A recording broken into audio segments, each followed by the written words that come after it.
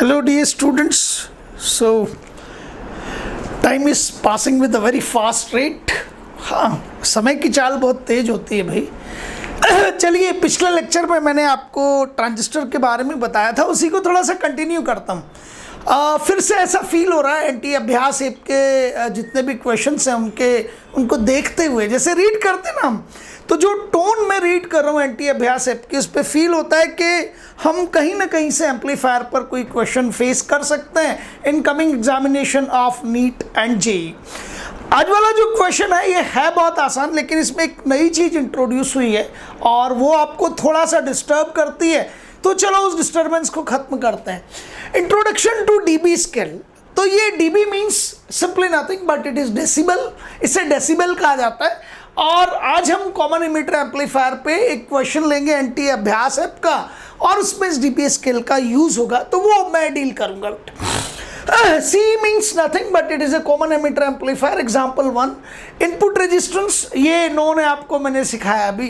Output resistance ये भी बता दिया था, दैट C। और आप ये वॉच आउट कर रहे होंगे that in this particular case of common emitter amplifier the output resistance is going to be as much higher as compare to what the input resistance. ठीक है, अब क्या है इसमें कि ये पूछ रहा है what will be the value of current gain, but current gain किसके लिए पूछ रहा है? कॉमन इमीटर के लिए। तो there are 3 positions we are having. Agreed? One is common base, then common emitter and then common collector. ठीक है, तो जो 3 modes है, common base, common emitter and common collector, तो हम जो representation standard worldwide लेते हैं on to the you see global standard जो बात कर रहा हूँ, उसमें amplification factor which one? Current. So current amplification factor for common base it is represented by alpha, for common emitter it is represented by beta, and the current amplification factor for common collector mode it is represented by gamma.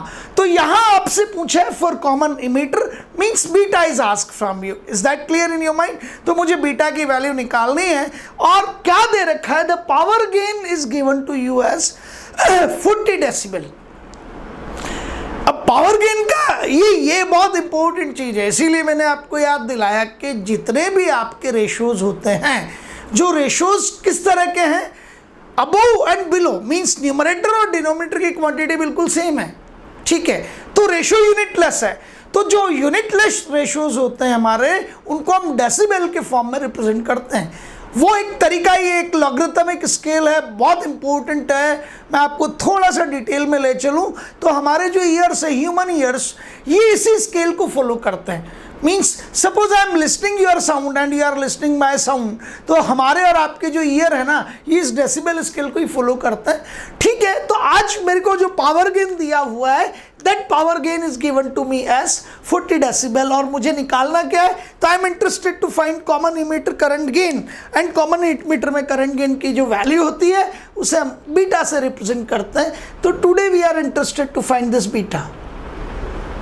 चलिए, ये hint है, मैं आपको जो चीज़ समझाना चाहता हूँ वो बहुत इंपॉर्टेंट है। नेशनल टेस्टिंग एजेंसी का जो वर्क कल्चर है ना, वो बहुत इंटेलेक्चुअल है यार, और बहुत लॉजिकल है, बहुत लॉजिकल है। इन्हें ये महसूस हुआ कि decibel scale is not a normal scale. Decibel scale ऐसा नहीं है जो इस स्टैंडर्ड पे बहुत रेगुलरली यूज़ किया जाता हो। मैं एज एन इंजीनियर समझता हूँ कि हमारे इंजीनियरिंग फील्ड में तो इसका बहुत ज़्यादा यूज़ होता है, लेकिन आपके एकेडमिक फील्ड में अप टू 12th लेवल ये बहुत कम यूज़ होता है। तो क्या शानदार वर्किंग है, उन्होंने हिंट दिया है, this is given in your question, तो वहाँ भी आपको मिलेगा, तो घबराने की जरूरत नहीं है।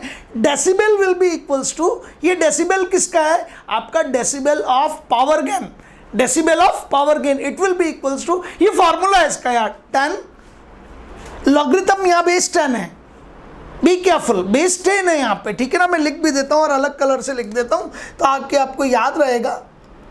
ये लीजिए 10, तो डेसिबल में एक्सप्रेस करना है तो 10 logarithm of ratio two the base of 10, 10 logarithm of ratio two the base of 10। Ratio किसका है यहाँ पे?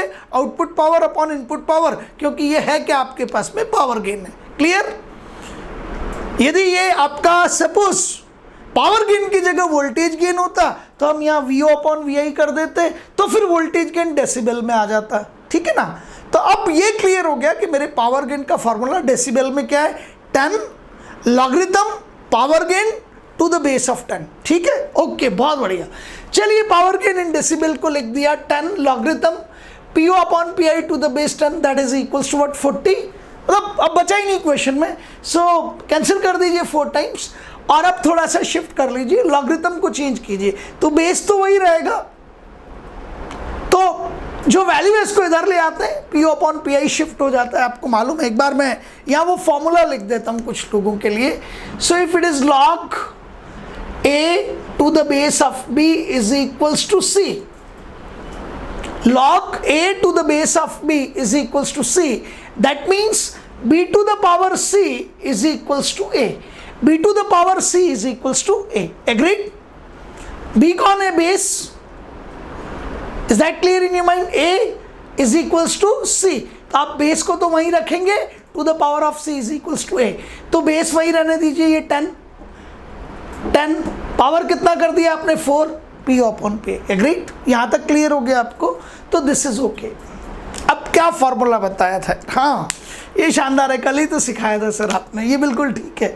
तो power gain is equals to, मैंने कल भी बोला था ये चीज, चीख के बोली थी, that power is equals to I square into R. तो power gain is equals to current gain का स्क्वायर इंटू रेजिस्टेंस गेन, और रेजिस्टेंस गेन तो आपको पता है, कल भी मैंने इसे रैफ यूज किया था, आज भी वही कह रहा हूं आपके सामने।